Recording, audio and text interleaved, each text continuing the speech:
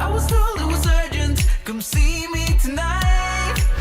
In the circle we're flirting and we dance for hours. She knew that she had me, but I didn't realize I'm sleeping with a vampire. Hello, suite à ma première vidéo d'Halloween, cette fois-ci je vous propose une idée de décoration à petit budget, un peu plus gore et effrayante. Pour commencer, on va créer des dessous de plats pour mettre dessus vos pots remplis de bonbons. Vous allez imprimer l'image que j'ai mis en barre d'infos et par-dessus, vous allez poser du papier de cuisson. Avec le pistolet colle, vous allez appliquer de la colle en suivant le dessin.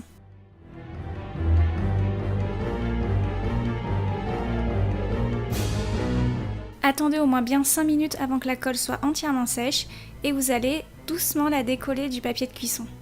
Avec un feutre Posca ou du vernis à ongles noir, vous allez colorier la toile d'araignée.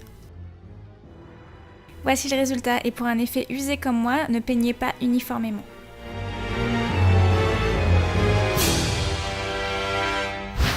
Ici, j'ai customisé des gobelets blancs pour leur donner un aspect plus effrayant, donc je me suis inspirée d'une image sur Pinterest, je vous mets le lien en barre d'infos. Vous allez tapoter de la peinture acrylique avec une éponge sur un gobelet en plastique blanc.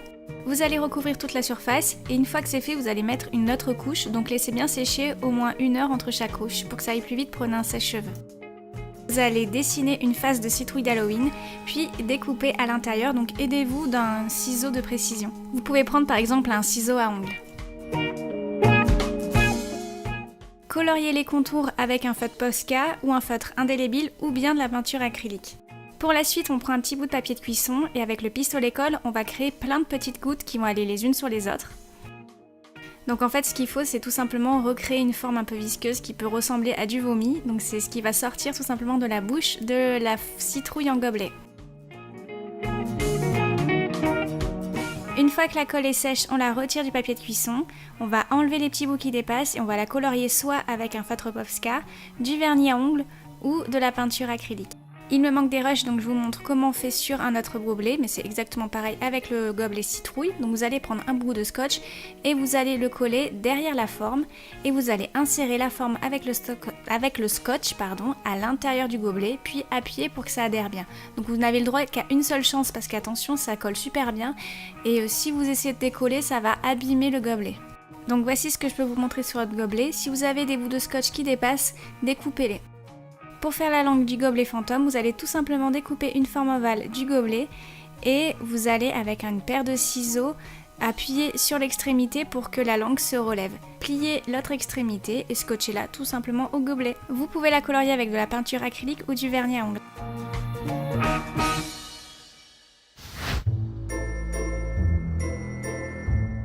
Prenez un œil en plastique, donc j'en ai trouvé en lot de 10 à la foire fouille, mais vous pouvez aussi les créer vous-même avec des vieilles balles de ping-pong. Donc avec un pistolet colle, appliquez de la colle tout autour, donc pressez le pistolet pour mettre une goutte de colle, puis remontez-la vers l'iris. Donc faites cela tout autour. Donc voici le résultat. Prenez un petit pot, versez de l'eau et mettez quelques gouttes de faux sang ou de colorant alimentaire rouge. Placez l'œil au niveau de l'ouverture et maintenez-le jusqu'à ce qu'il soit collé. Donc pour cela, vous allez mettre de la colle sur l'œil et sur le pot. Soit vous partez de l'ouverture et vous allez faire descendre la colle comme des gouttes, sinon vous partez vers le bas et vous remontez la colle vers le haut. Attendre que cela sèche très bien et après vous n'êtes plus obligé de maintenir l'œil.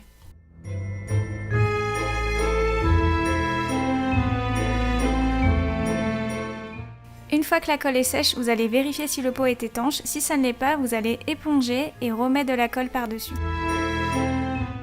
Avec un vernis ou un feutre Posca, vous allez peindre la colle. Voici le résultat et vous pouvez aussi mettre un œil à l'extérieur d'un pot, donc je vous explique comment faire. Pour la seconde version, mettez un pot sur du papier de cuisson et amusez-vous avec votre pistolet colle en partant du pot puis en ajoutant progressivement de la colle sur le papier de cuisson. Ajoutez votre œil quand vous le souhaitez et remettez de la colle par-dessus. Utilisez le vernis ou le feutre Posca pour colorier le tout et voici le résultat.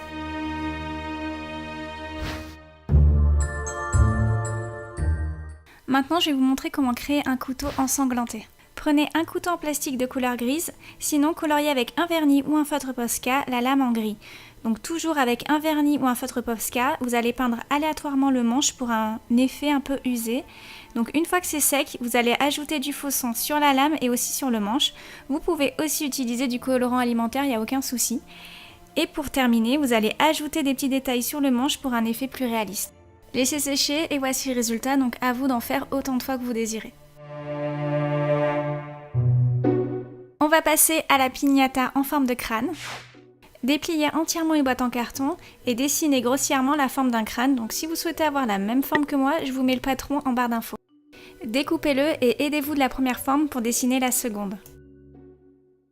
Découpez aussi quelques lamelles de carton de 7 cm de large. Pour la longueur, faites vraiment comme vous voulez.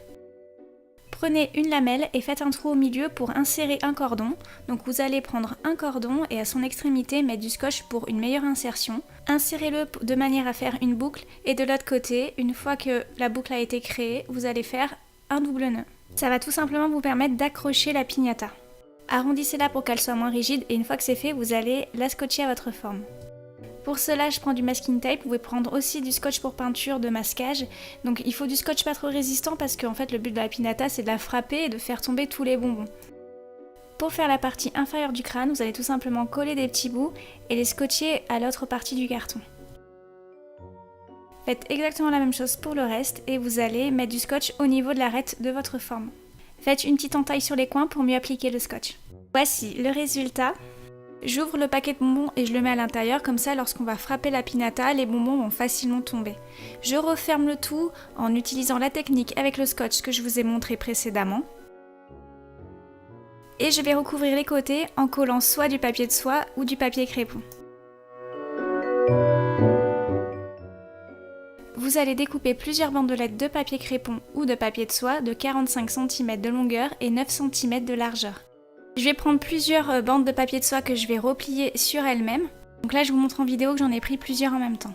Et avec une paire de ciseaux, je vais découper des petites franges de 3-4 cm en bas puis en haut. Je vais prendre une seule bande et je vais la replier sur elle-même.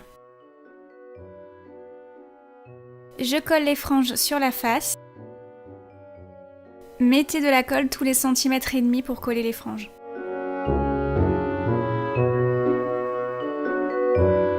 Une fois que c'est terminé, faites la même chose de l'autre côté et découpez les franges qui dépassent. Maintenant, je vais rajouter des franges sur la tranche de la forme, donc comme d'habitude tous les centimètres et demi.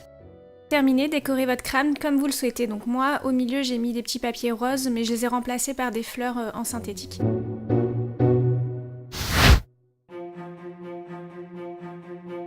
Pour faire ces chauves-souris 3D à accrocher au mur, imprimez les feuilles que j'ai mis en barre d'infos. Donc chaque feuille est symétrique. C'est-à-dire, donc collez-les ensemble et une fois que vous allez les découper, la chauve-souris apparaîtra au recto et au verso.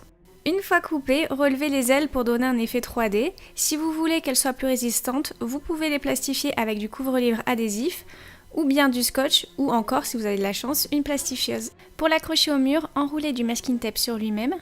Vous allez le mettre derrière la chauve-souris et vous allez pouvoir enfin le coller sur le mur. Et voilà, c'est terminé. J'espère que ça vous a plu parce que c'est une vidéo qui m'a pris énormément de temps.